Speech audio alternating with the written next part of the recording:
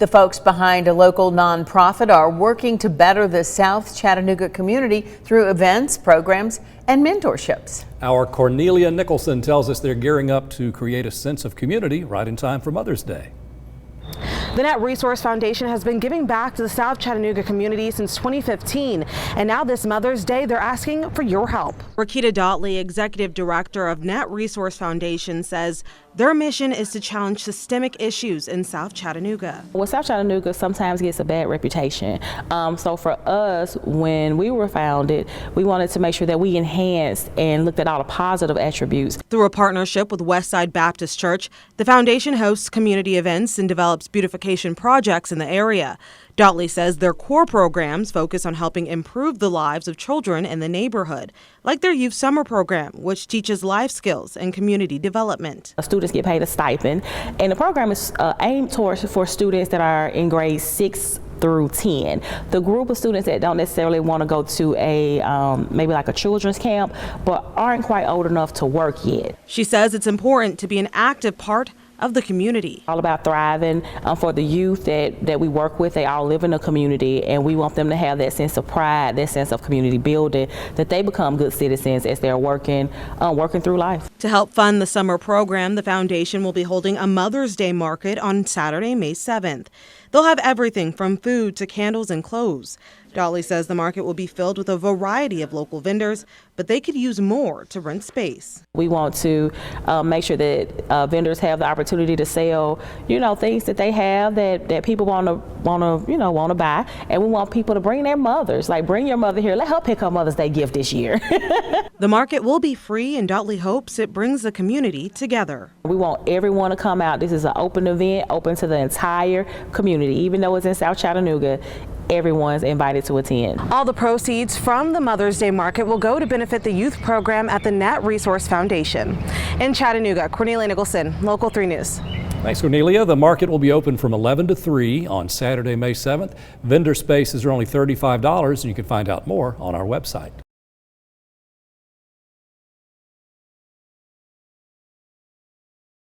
April 27th, 2011, 11 years ago. A day of death and destruction in the Tennessee Valley, and those of us who were here will never forget. Oh, it's quite memorable, and it's etched into our memories. But Cedric has a look at that and our forecast. Cedric, tell us about it. Yes, Cindy, David, I'll tell you what, 11 years ago, it was a long day here in the Tennessee Valley. Things kicked off very early during the morning. We had a round of severe weather, including multiple tornado warnings, and then another round developed in the afternoon. Take a look at this. This is a map of all the tornado warnings that were issued on that day. You can see the tornado warnings kicked off over Arkansas, Louisiana, East Texas, and made their way all the way up across Mississippi, Alabama, Southeast Tennessee, North Georgia, and notice right across the Tennessee Valley and areas just to the south and west, you've got multiple warnings laid on top of other warnings. Yes, several of us had many tornado warnings that day. In fact, as we look at the overall tornado tracks, you can see there were several rounds of tornadoes. Now, the first round during the morning, most of the large or violent tornadoes, those EF3s or higher, were off to our south and west.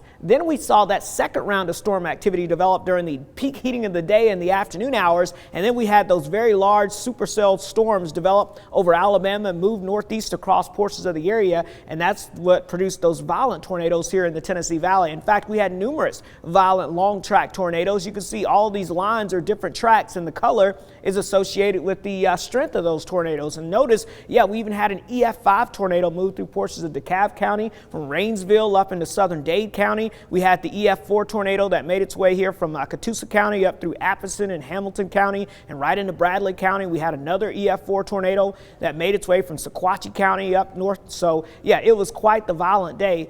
But that's a day that we'll remember. But thankfully, outside now, we've got lots of blue sky across the area. Cobalt blue skies, nothing like 11 years ago at this time. In fact, almost what I would consider near perfect weather here in the Tennessee Valley. 71 degrees currently in Chattanooga with all that sunshine. Dew points very low, dry air in place across the area and a light northerly breeze. It's just perfect to be outside this afternoon. Temperatures area-wide, 65 in Altamont, 68 in Athens, 69 in Blue Ridge, 70 in Murphy, 68 degrees in Cleveland, and we had 71 in Chattanooga, 72 in Dalton currently, and 71 in Fort Payne. If you have any plans heading out this evening, the weather will cooperate. Lots of sunshine giving way to clear skies tonight. It's just going to be downright pleasant out there. We'll see these temperatures falling from the 70s into the 60s, and yes, eventually they'll head down into the 50s and then the 40s by tomorrow morning. In fact, I think we'll drop down to another chilly night as we go into your Thursday morning with lows into the 40s across the area. These will be a few degrees warmer than last night, but still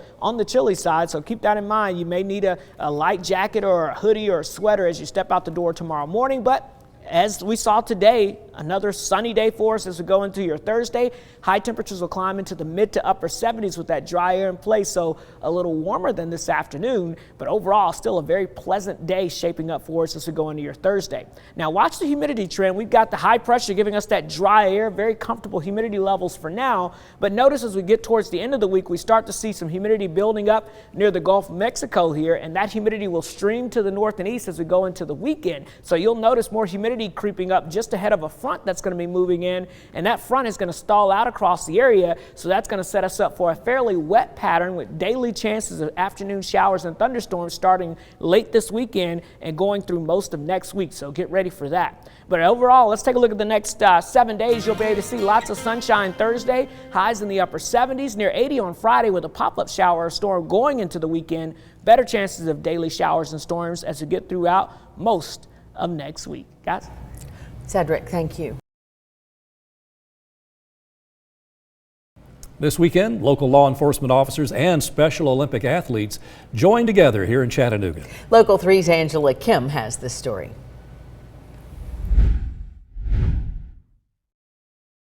This will be the first time in 2 years that our athletes have been able to compete on the track and field events, so we're excited about that. After a 2-year hiatus due to the pandemic, the Special Olympics Tennessee's Law Enforcement Torch Run and Track and Field event returned this Saturday.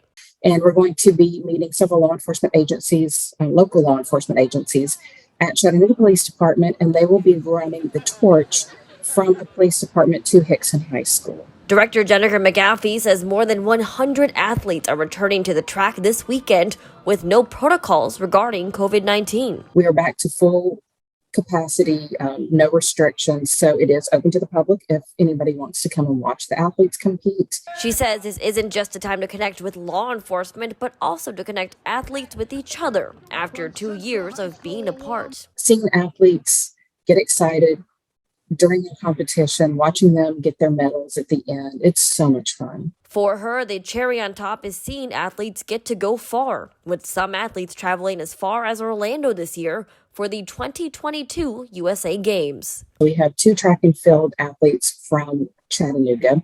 We have a unified volleyball team, a swimmer, 3 golfers, a caddy, and then we have some coaches as well. Reporting in Chattanooga, Angela Kim, Local 3 News. This weekend's winners will move on to compete at a state level in Nashville next month.